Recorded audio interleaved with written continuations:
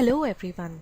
Today we are going to start with part 2 of our subject of IMC, which is promotions. We have already seen advertising, how it works, what are the different kinds of media used for advertising, etc. Today we are going to do a very important and interesting chapter called sales promotion. This chapter is not only important from the point of view of those who are marketers or who have their own company or entrepreneurs or maybe managers, but it's also important for all of us out there who love sales. Not Sales does not exactly mean selling the product. I'm talking about, the Big Bazaar Wednesday sale or maybe the great summer sale. I mean, all of us Indians are so crazy behind these sales. Why only Indians? In fact, everywhere around the world, whenever there is a particular sale announced, you see so many customers going in that particular mall, outlet, super bazaar or superstore just to buy the products. Why do you think all this happens? Why do companies announce sales? Well, we'll find out all these questions in this chapter. So let's have a look.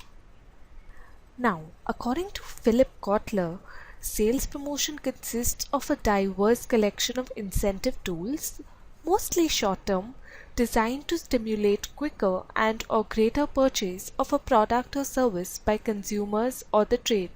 So basically what Philip Kotler is trying to say is that sales promotion is nothing but it's a collection of tools. Which tools? Incentive tools.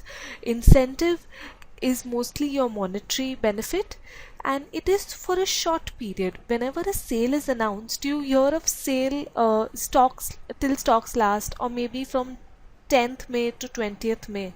So it's usually a short term thing that happens and not for a long duration. You won't find sale in a shop like 24/7 or through 24/7 365 days. If that's the case, then maybe either the shop is that way or it's definitely doing a loss.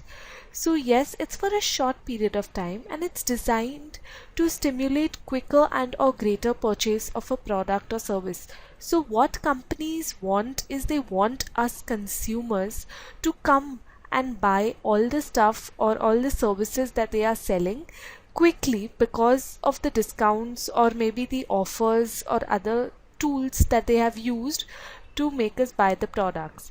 And it is not only for us customers but also for traders, that is the middlemen who are between your manufacturers and the consumers.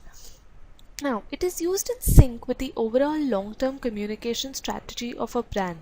Now, since I told you that sales promotion is usually a short-term, so it's just a short-term strategy by which companies actually try to increase their sales for a particular period.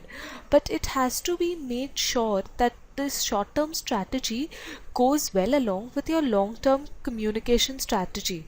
Now, if your long-term communication strategy is something different, and if the sales promotion tool that you're using portrays a different image of your brand, then your brand is gonna go into a huge disaster. So you have to make sure that the short term and the long term strategy both are in sync with each other. And yes, it can also be used as a strategic tool to introduce a new product. We have seen so many times any product that is newly launched in the market, especially if we talk about food products or beverages. So we always go and the people in the mall or the super bazaar will say, hi, this is the new product that we've launched. Would you like to test it, or would you like to have a sample? If you could give us 2 minutes, we'll show you a demonstration. So yes, that is also nothing but sales promotion, and that's the way when companies want to introduce a new product, they come up with these sales promotions. Now, there are two kinds of sales promotion that we usually see. First is proactive, second is reactive. Now, proactive is something basically you try to do things much in advance, or you plan ahead of what is happening. So maybe say when you want to gain some additional market share or revenue for your company, that's when you'll go ahead and do sales promotion. Or when you want to expand your target market, say if I'm already based in Mumbai, I'm a Mumbai based company, and if I want to expand to Pune, so that kind of sales promotion strategy will be called as a proactive strategy. Then if I want to develop favorable consumer experience with a product, as I told you, all these samplings and demonstrations, so you're trying to develop an experience with a product where the consumer tries the product, experiences it, and develops a liking or a disliking. So all these are nothing but your proactive strategies. Whereas reactive strategy means when something has already happened, so in order to make up for it, you use sales promotion as a measure or a tool.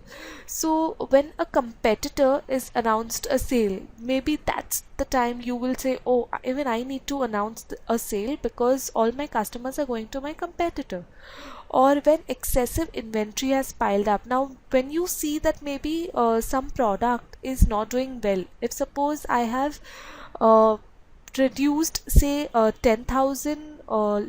10,000 little soaps in this month, and I'm seeing that there is so much inventory piled up in my go down, it's like almost almost 8,000 is still lying in my go down. So what I will do, maybe I'll try to sell a little soap, say one pay one free, or maybe I'll try bundling it up with some other product and selling it, so as to make sure that my inventory gets cleared from the go down.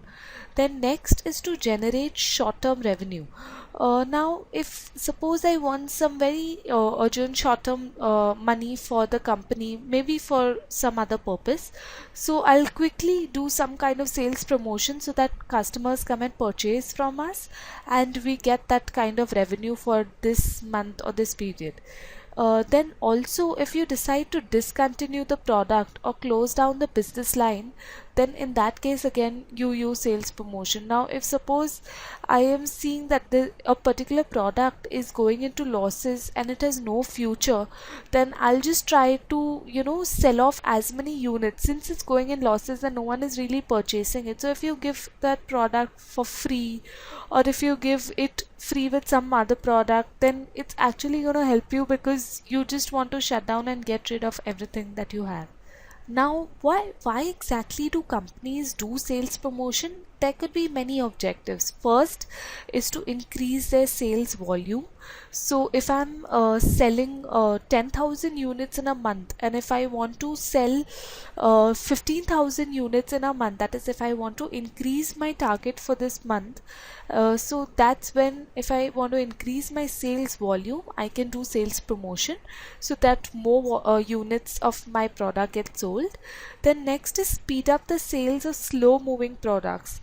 Now if suppose I am a company and I have two products, one is doing extremely well and the other is not doing so well. Say for example, if Himalaya neem face wash is doing excellent, uh, but the Himalaya shampoo or maybe the Himalaya soap is not doing well. So what I can do is, in order to move up the or speed up the sales of say Himalaya soap, I could just bundle up the two products and sell it together. So what will happen is, when people start using the product, they may want to come back to the product again and next time go ahead and purchase the soap. So it could really speed up the sales.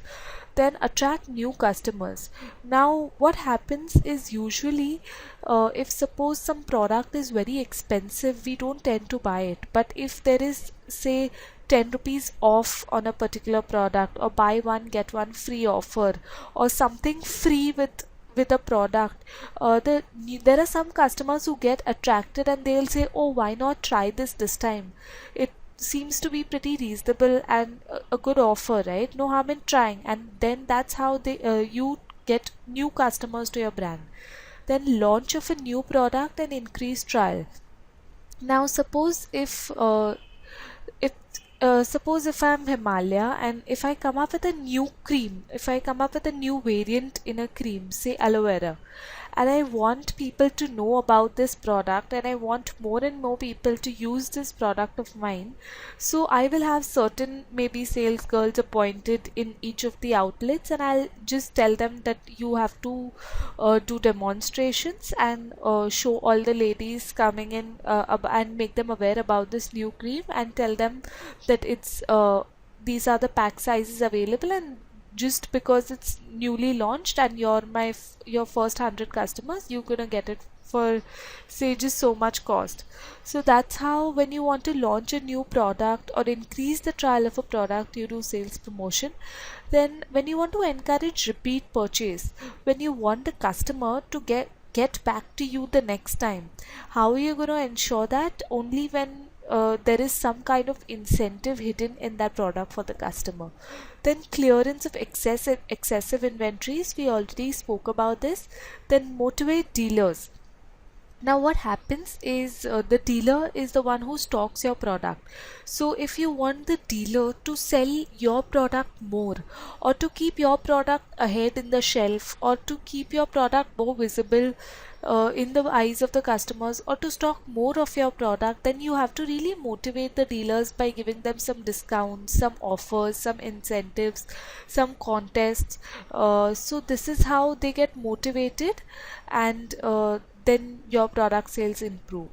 To gain any advantages, shelf space. As I said, if in a particular shop I want more of the shelf space, that is the shelves in which we see the products that are kept.